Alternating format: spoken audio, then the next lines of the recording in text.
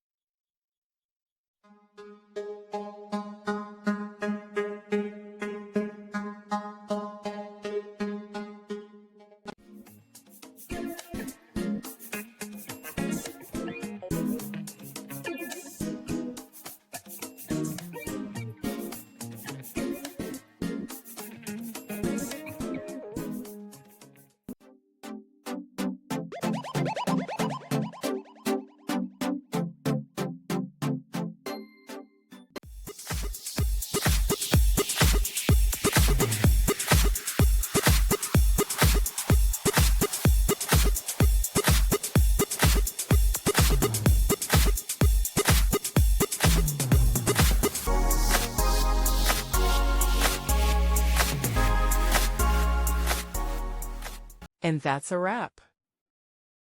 I hope you found the answer you were looking for. If you did, take a second to hit that subscribe button. It really helps out.